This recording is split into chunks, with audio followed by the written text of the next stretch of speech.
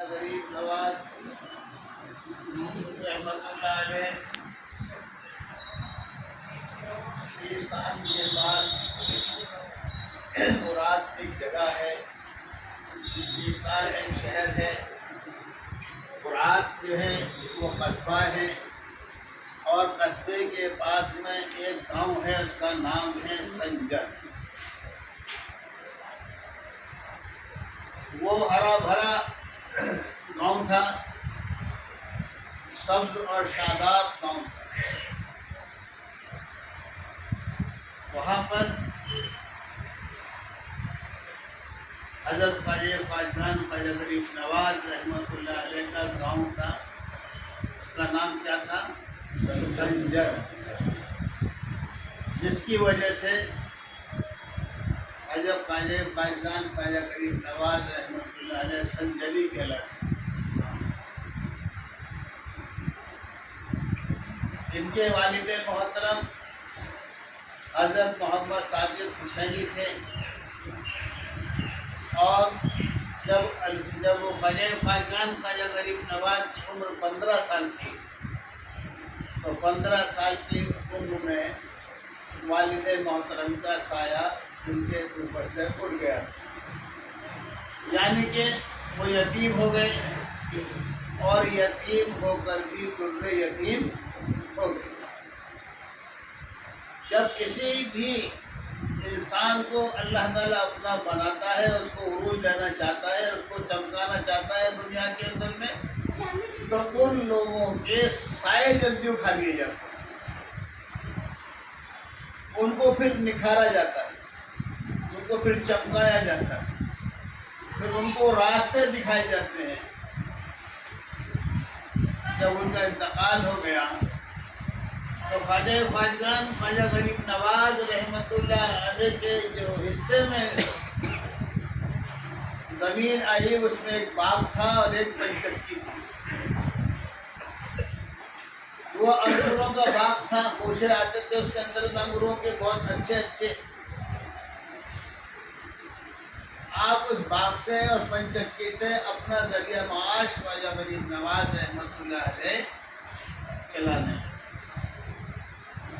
کچھ دن کے بعد میں ایک مجذوب بزرگ، جس کا اللہ سے بہت رابطہ تھا، وہ اس باغ میں پہنچتا. اس مجذوب کا نام تھا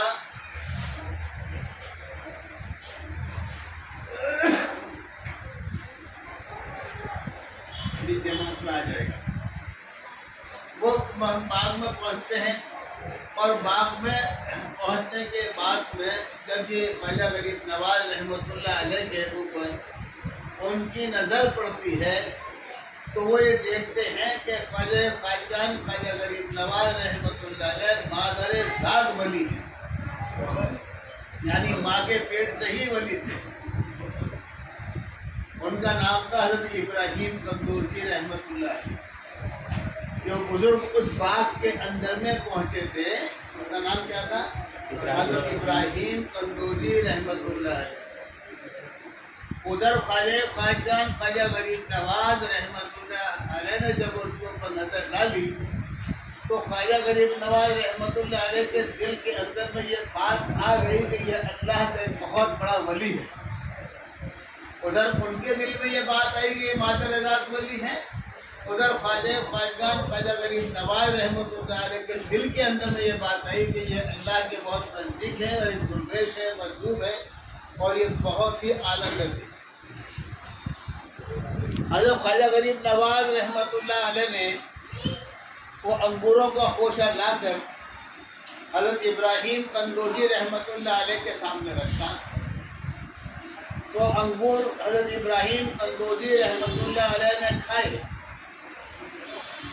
اور کھانے کے بعد میں اپنے منہ کے اندر میں اپنی اس جھولی سے کوئی چیز نکالی، اور نکالنے کے بعد میں اپنے منہ میں ڈالی، اور اپنے منہ میں ڈالنے کے بعد میں اس کو چبایا، اور چبانے کے بعد میں خواجہ خواجگان خواجہ معین الدین چشتی اجمیری سنجری رحمۃ اللہ علیہ کو بلایا، اور بلانے کے بعد میں کہا کہ اے معین الدین اپنا منہ کھولو، میں آپ کو کچھ کھلانا چاہتا ہوں۔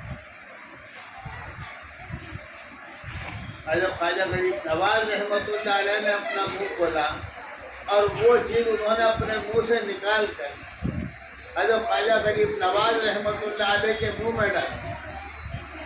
جیسے ہی منہ میں ڈالی توحید کی کرن جگمگا گئی، توحید کی کرن بھڑک گئی، دل کے اندر میں اللہ اس کے رسول کی محبت بھر گئی، اور کہا کہ آپ نے کیا چیز کھلائی ہے کہ میں یہ سوچ رہا ہوں کہ میرا دل اور میری جان اور میرا ذہن سب مدینہ چلے گئے۔ آپ کی عمر کتنی تھی؟ 15 سال۔ یہ 15 سال کا عمر کا معاملہ ہے۔ جب آپ کی عمر 15 سال تھی تو آپ کے منہ میں ٹکڑا ڈالا گیا۔ فقیر پتہ نہیں کس کس بھیس میں آتا ہے، فقیر کتنا اعلیٰ قسم کا ہوتا ہے، فقیر کے پاس کیا ہوتا ہے۔ جو اصلی فقیر ہوگا اس کو کبھی اس کا لالچ نہیں ہوتی۔ جو لالچی پھر رہے ہیں اور تعویذ گنڈے کے بہانے پیسے لوٹتے پھر رہے ہیں، وہ درویش نہیں ہے، فقیر نہیں ہے، بلکہ وہ مسلمانوں کو لوٹنے والے بھیڑیے ہیں۔ اصل فقیر ہوتا ہے، اصل فقیر اپنے آنے والے کا پیٹ بھرتا ہے، وہ اس کی جیب نہیں دیکھتا، اور جو فقیر نہیں وہ جیبیں دیکھتا ہے اور مال دولت دیکھتا ہے۔ فقیر کی پہچان ہی یہ ہے کہ وہ اس چیز سے دور رہتا ہے۔ فقیر کی پہچان ہی یہ ہے کہ وہ ہیرے جواہراتوں میں ٹھوکر مار کر چلا جاتا ہے۔ فقیر کی پہچان ہی یہ ہے کہ وہ مالداروں کے دروازے پہ نہیں جاتا ہے۔ فقیر کی پہچان ہی یہ ہے کہ غریب سے محبت کرتا ہے اور مالدار سے دور رہتا ہے۔ وہ مالدار سے دور کیوں رہتا ہے؟ وہ اس لیے رہتا ہے کہ مالدار کے پاس میں رہوں گا تو کبھی نہ کبھی میرا کوئی ایمان ڈگمگا نہ جائے، کہیں میں ان خیالات کے اندر نہ آ جاؤں، میرا ذہن مال اور دولت کی طرف نہ چلا جائے۔ فقیر کی مال دولت اللہ اور رسول کی محبت ہوتی ہے، اور جب فقیر کی مال اور دولت اللہ رسول کی طرف ہوتی ہے اور اللہ رسول سے محبت کرتا ہے تو اللہ تعالیٰ اپنے خزانے اس فقیر کے لیے کھول دیتا ہے، اور ہر در ہر گھر اس فقیر کے لیے کھلا ہوتا ہے، چاہے وہ ہندو کا گھر ہو یا مسلمان کا ہو یا سکھ کا ہو یا عیسائی کا ہو، وہ ہر گھر اس کے لیے کھلا ہوا ہے، کیونکہ اس کے دل کے اندر میں کسی کی طرف سے نفرت نہیں ہے۔ مسلمان برباد کیوں ہو رہا ہے؟ مسلمان برباد اس لیے ہو رہا ہے کہ اس کے دل کے اندر میں ہر طرف سے نفرت رہتی ہے۔ آج وہ اپنے رشتہ داروں کا بھلا نہیں ہے، اپنے بھائیوں کا بھلا نہیں ہے، اپنے پڑوسیوں کا بھلا نہیں ہے، اپنے محلے والوں کا بھلا نہیں ہے، تو وہ ہندو مسلم ہندو سکھ عیسائی سے کیسے محبت کر سکتے؟ پہلے اپنے اوپر غور کرو، ان ولیوں کے پاس آتے ہو تو اپنے اوپر غور کرو کہ آپ لوگوں کے اندر میں کتنی کمیاں ہیں، اور اس کمیوں کو جب تک نہیں نکالو گے جب تک آپ کی عزت بننا ناممکن بات ہے۔ آپ اپنے پاس آنے والے کی تہہ دل سے عزت کی۔ حضرت خواجہ معین الدین چشتی اجمیری رحمۃ اللہ علیہ کو وہ ٹکڑا کھلانا تھا تو نور کی کرن جاگ کے دل کے اندر میں توحید بھڑک اٹھی، اور خواجہ غریب نواز رحمۃ اللہ علیہ وہ اپنے باپ میں اور اپنی پنچکی کو لات مار کر نکل گئے اللہ کے راستے میں۔ یہ وہ خواجہ غریب نواز جب وہ وہاں سے نکل گئے، جب نکل گئے تو تمام جتنے بھی لوگ تھے درویش تھے ان سے ملاقاتیں ہوتی چلی گئی، ملاقاتیں ہوتی چلی گئی۔ جب ملاقاتیں ہوتی چلی گئیں تو بغداد شریف میں حضرت خواجہ عثمان ہرونی رحمۃ اللہ علیہ سے ملاقات ہوئی۔ بہت سے لوگ یہ کہتے ہیں کہ پیران پیر دستگیر شیخ عبد القادر گیلانی سے خواجہ صاحب ملنے کے لیے گئے تھے اور انہوں نے قوالوں کو بلایا تھا۔ یہ سب من گھڑت باتیں ہیں۔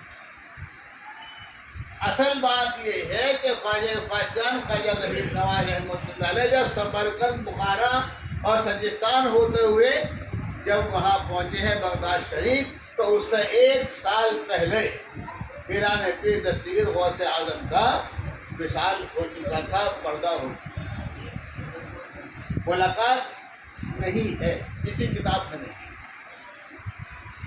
سید الصالحین اٹھا کر دیکھو، سید الاولیاء اٹھا کر دیکھو، طریقت اسلام اٹھا کر دیکھو۔ جب آپ یہ کتابیں اٹھائیں گے تو آپ کو محسوس ہوگا کہ پیران پیر دستگیر تو خواجہ غریب نواز رحمۃ اللہ علیہ کے پہنچنے سے 1 سال پہلے ہی پردہ کر چکے تھے۔ بہت سے لوگ بیان کرتے ہیں، میں نے خود بھی سنا ہے، کہ خواجہ غریب نواز رحمۃ اللہ علیہ جب بغداد پہنچتے ہیں خواجہ صاحب سے ملنے کے لیے تو وہ ان کے لیے قوالی کا انتظام کرتے ہیں۔ سب سے پہلے آپ کو میں یہ بتا دوں کہ خواجہ غریب نواز رحمۃ اللہ علیہ شیخ الحدیث ہیں، اور انہوں نے اپنا علم 20 سال تک اپنے استاد سے لیا ہے۔ استاد کا نام ہے مولانا حسام الدین رحمۃ اللہ۔ 20 سال تک ایک اور استاد ہے، ان کا بھی نام آتا ہے، لیکن ان کی تاریخ جو ہے وہ کہیں کہیں ہے، لیکن مولانا حسام الدین کی تاریخ ہر جگہ موجود ہے۔ حضرت خواجہ غریب نواز رحمۃ اللہ علیہ جب وہاں پر خواجہ عثمان ہرونی ہارونی نہیں ہے، ہرونی ہے، بہت سے لوگ ہارونی کہتے ہیں لیکن ہارونی نہیں ہے، نام ہے اصل ہرونی۔ ہرون ایک قصبہ ہے اس جگہ کے رہنے، تو وہاں ملاقات ہوئی۔ جب ملاقات ہوئی تو خواجہ غریب نواز رحمۃ اللہ علیہ کے دل کے اندر میں یہ بات آ گئی کہ اگر کوئی میرا پیر بننے کے قابل ہے تو یہ خواجہ عثمان ہرونی رحمۃ اللہ علیہ۔ وہاں پر حضرت خواجہ معین الدین چشتی اجمیری رحمۃ اللہ علیہ وہاں پر بیعت ہوتے ہیں، مرید ہوتے ہیں۔ کہاں؟ بغداد شریف۔ بہت سے لوگ کہتے ہیں کہ نہیں سمرقند بخارا میں، لیکن جس انسان کو اگر ہسٹری معلوم نہیں ہے تو غلط ہسٹری مسلمانوں کو نہ سنے۔ صحیح بات بتانی چاہیے تاکہ ہمارے بچوں کے اندر میں ایک عقل آ جائے، ہمارے بچے سمجھ سکیں کہ اصل کیا ہے اور نقل کیا ہے۔ یہ بات بتانی چاہیے۔ بہت سی چیزیں ملا کر کہنے سے اسلام بدنام ہوتا ہے۔ تم لوگوں کو چاہیے کہ وہ نمک مرچ بلا کے بات نہ کریں، بلکہ سیدھی بات کریں۔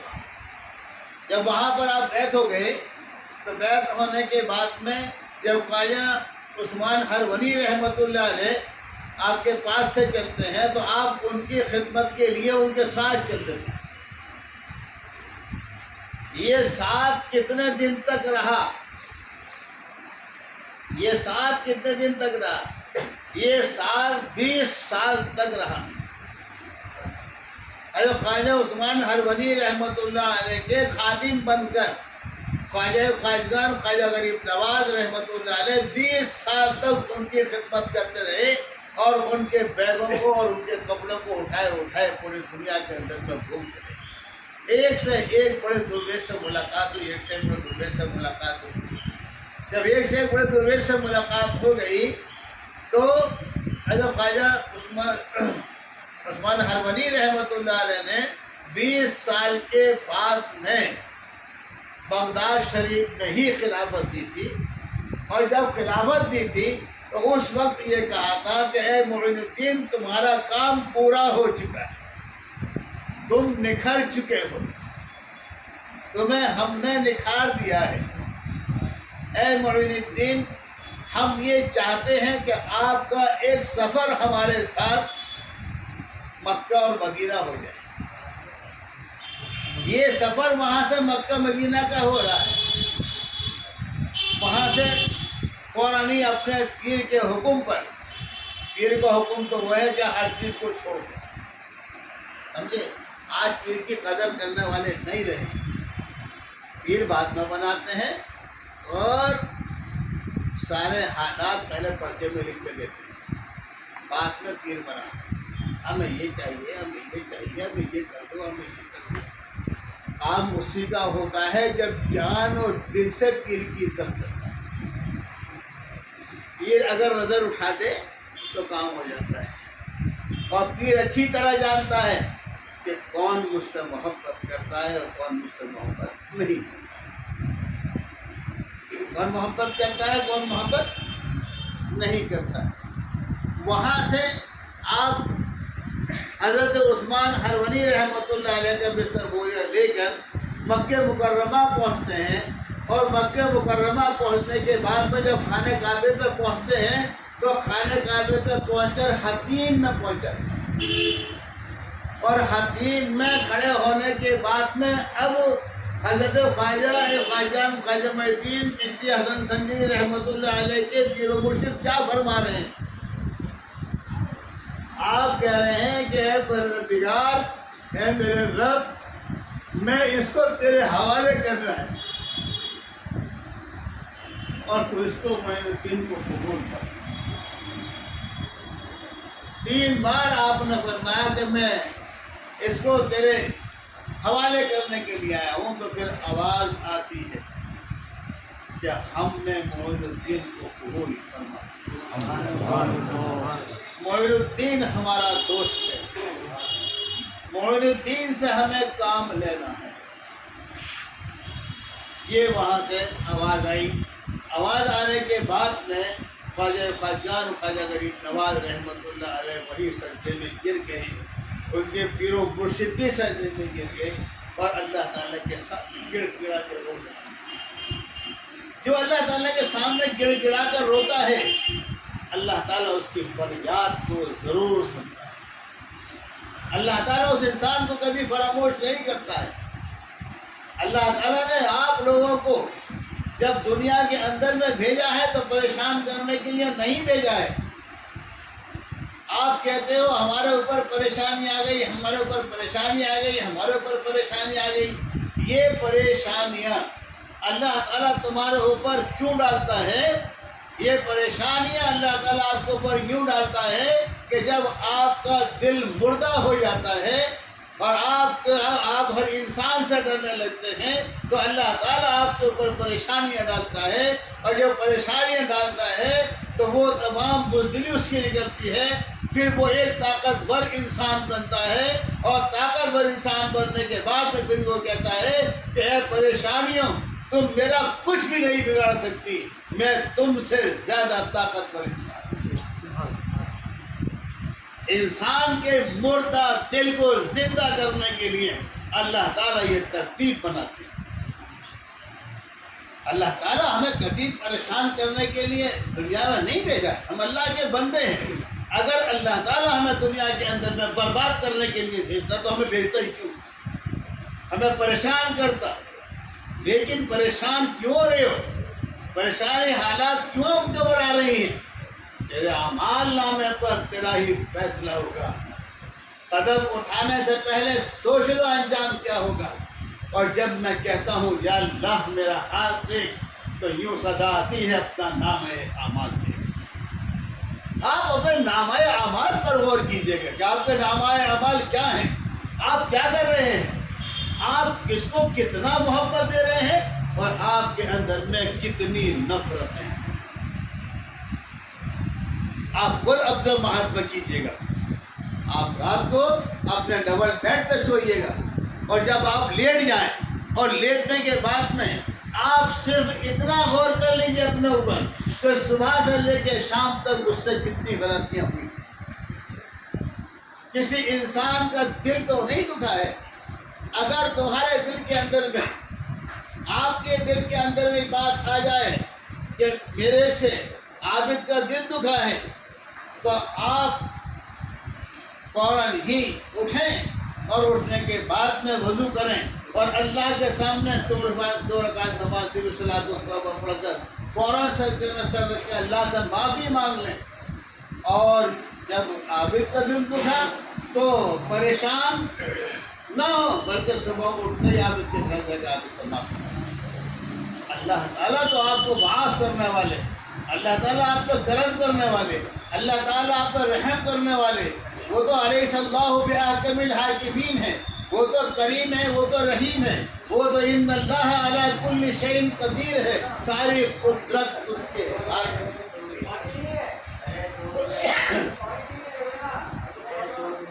کمی ہمارے اندر میں ہو رہی ہے، کمی ہمارے اندر میں ہو رہی ہے، ہمارے اندر میں دکھاوے زیادہ ہو رہے ہیں.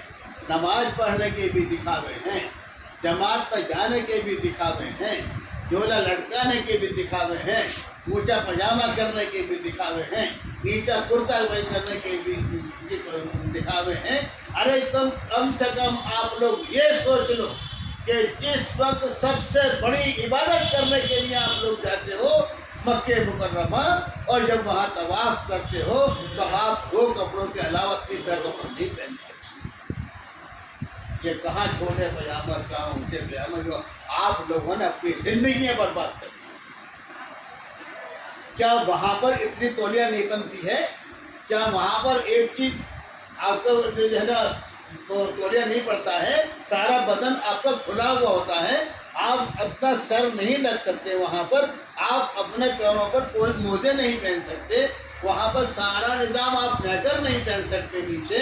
وہاں تو سب کچھ اتارنے کا حکم دے دیا، جہاں سب سے بڑی عبادت اللہ کے گھر پہ ہو رہی ہے، طواف ہو رہا ہے. اس کا بھی غور کر لو تھوڑا سا. یہ جو دوریاں آپ لوگ بنائے بیٹھے، یہ دوریاں خدا کی قسم تمہیں برباد کر رہی ہے. یہ دوریاں تمہیں ایک دوسرے سے دور کر کے نفرتیں تمہارے اندر میں لا رہی ہیں. ان نفرتوں کے نظام کو کب تک اپنے ساتھ میں لے کے چلو گے اے مسلمانوں؟ یہ بتاؤ. آج کوئی بریلوی بندہ بیٹھا ہے، کوئی دیوبندی، کوئی اہل حدیث، کوئی جماعت اسلامی، کوئی جماعتی. پہلے تو اپنے اوپر تو غور کر لو. ہندو سکھ عیسائی تو بعد میں آئے گا، پہلے تو آپ لوگ آپس میں ہی برباد ہو گئے. تو برباد کیوں ہو گئے؟ کہ آپ کے دل کے اندر میں اللہ اور رسول کی محبت کم ہوتی چلی جا رہی ہے، اور آپ کے اندر میں شیطانی نظام زیادہ آتے چلے جا رہے ہیں. آپ لوگ ہر قدم آپ کا یہ اٹھ رہا ہے اس وقت، کہاں سے دولت آ جائے، کہاں سے مال آ جائے، کس کو لوٹ لیں، کس کا گھر برباد کر دیں، اپنا آباد کر لیں. کم سے کم آپ لوگ یہ سوچ، اگر آپ نے کسی کا گھر برباد کرا تو میدان حشر کے اندر میں تم برباد ہو جائے. وہ پروردگار آپ کے چہرہ دیکھنے سے انکار کر دے گا. لے جاؤ کہ اپنے ماں باپ کی بھی نافرمان اور اولاد ہے، اور یہ دنیا کے دل دکھانے والے بھی، لے جاؤ اس کو ہمارے ساتھ. اس سے بڑی بے عزتی آپ کی کیا ہو سکتی؟ حضرت خواجہ غریب نواز رحمۃ اللہ علیہ اپنے پیر و مرشد کے ساتھ حتیم سے نکلتے ہیں، اللہ تعالیٰ چہرے پر نور بھر دیتے ہیں، چہرے پر نور آ جاتا ہے. جب نور آ جاتا ہے تو مدینہ منورہ پہنچتے ہیں، اور مدینہ منورہ پہنچنے کے بعد میں اللہ تعالیٰ کی خوب عبادت کرتے ہیں.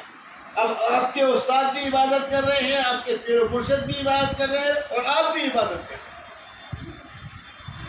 جب عبادت کر چکے تو آپ کے پیر و مرشد خواجہ عثمان حلوری رحمۃ اللہ علیہ نے فرمایا کہ اے معین الدین چلو آقا کو سلام کرو. کیا فرمایا؟ اے معین الدین چلو، راستہ پیر ہی دکھاتا ہے. اے معین الدین چلو آقا کو سلام کرو. یہ پہلا معاملہ ہے، خواجہ غریب نواز رحمۃ اللہ علیہ آگے بڑھتے ہیں، سلام کرتے ہیں، آواز آتی ہے وعلیکم السلام. اے معین الدین وہ ہمارا ہے، ہم نے تجھے خود ید کا خطاب کیا۔ وہاں پر آپ کے پیر و مرشد سجدے میں گر جاتے،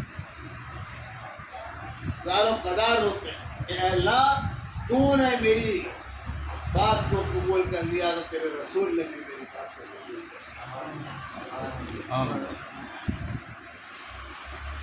وہاں پر جو 20 سال تک آپ گھومتے رہے، 20 سال تک آپ کے جو پیر تھے آپ کو علم قرآن حدیث کا فقہ کا یعنی کہ فلسفے کا یہ سارے علم پڑھاتے رہے اور پیر مرشد ان کے ساتھ میں گھومتے رہے۔ 20 سال کی محنت میں سارے علم سیکھے اور یہ علم سیکھتے گئے اور بڑے سے بڑے اس زمانے کے درویش سے ملتے رہے، عالموں سے ملتے رہے۔ حضرت حسام الدین بلخی رحمۃ اللہ علیہ جب خواجہ غریب نواز رحمۃ اللہ علیہ حضرت حسام الدین بلخی رحمۃ اللہ علیہ کے پاس پہنچتے ہیں تو حضرت حسام الدین بلخی جو تھے مولانا بہت غصے والے تھے۔ جب ان کو یہ پتہ لگا کہ کوئی معین الدین آیا ہے، وہ درویش آیا ہے، تو وہ جلال میں آ گئے۔ اور جلال میں آنے کے بعد میں آپ کے پاس آنے کے بعد میں آپ سے مناظرہ کرنے لگے۔ ابھی مناظرہ نہیں ہوا، آپ نے منہ دیکھ لیا تو اس وقت خواجہ غریب نواز رحمۃ اللہ علیہ کے پاس تیر بھی دیتا تھا، آپ شکار بھی کی، چاہے وہ شکار پرندوں کا کرنا چاہے وہ شکار انسانوں کا کرنا۔ اس وقت میں وہ شکار کر کے لائے تھے تو مولانا حسام الدین بلخی رحمۃ اللہ علیہ جب پہنچتے ہیں، ابھی کوئی بات نہیں ہوئی ہے، جب پہنچتے ہیں تو خواجہ غریب نواز رحمۃ اللہ علیہ کباب سیک رہے ہوتے ہیں۔ اگر مولانا حسام الدین بلخی رحمۃ اللہ علیہ بیٹھتے ہیں اور بیٹھنے کے بعد میں خواجہ غریب نواز پلٹ کر ان کو دیکھتے ہیں اور مسکراتے ہیں، اور مسکرانے کے بعد میں ایک کباب اٹھا کر حضرت مولانا حسام الدین بلخی رحمۃ اللہ علیہ کو دیتے ہیں کہ یہ کباب کھائیے۔ جیسے یہ مولانا حسام الدین بلخی رحمۃ اللہ علیہ نے کباب کھایا، سارا فلسفہ، ساری ان کی پڑھائی سب کچھ ختم۔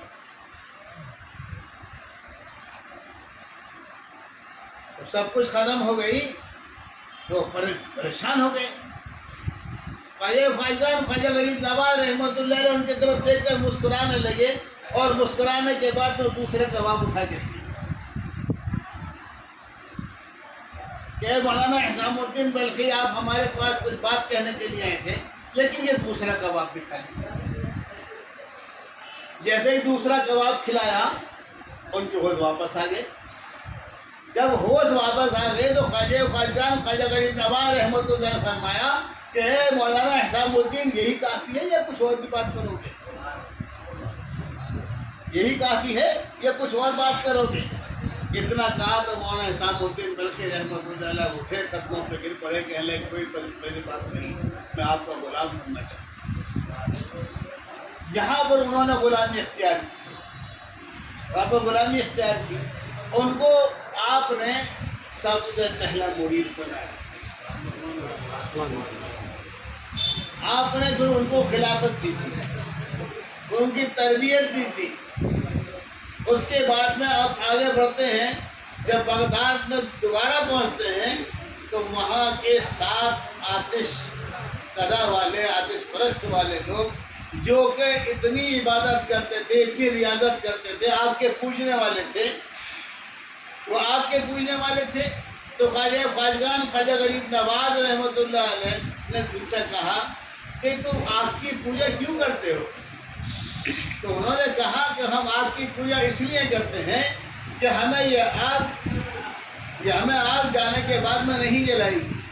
تو خواجہ غریب نواز رحمۃ اللہ علیہ نے فرمایا کہ یہ آگ تو آپ کو جلائے گی، ضرور جلائے گی۔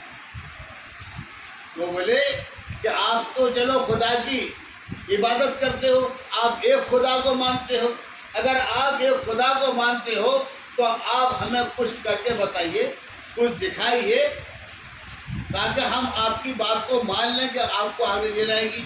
تو خواجہ غریب نواز نے فرمایا کہ آگ کی کیا مجال جو ہمارے جوڑے کو بھی آگ لگا دے، آگ کی کیا مجال جو ہمارے جوتوں کو بھی آگ لگا۔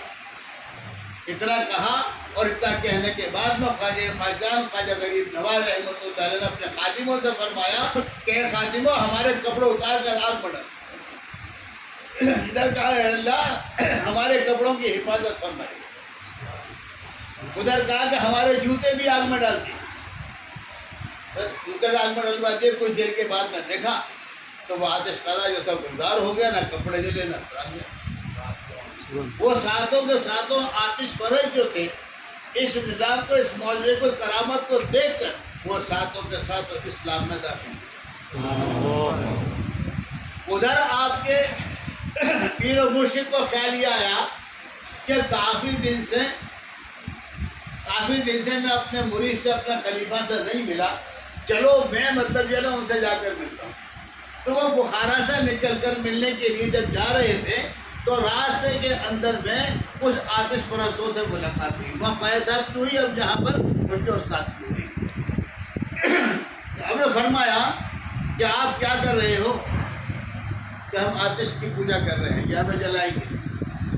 تو خواجہ عثمان ہرونی رحمۃ اللہ علیہ نے ان کو بار بار سمجھایا، لیکن جب وہ ان کے سمجھ میں نہیں آیا تو ان کے 12-13 سال کا لڑکا وہاں کھڑا ہوا تھا، حضرت خواجہ عثمان ہرونی رحمۃ اللہ علیہ اس کا ہاتھ پکڑ کر اور اس جلتی ہوئی آگ میں کود گئے۔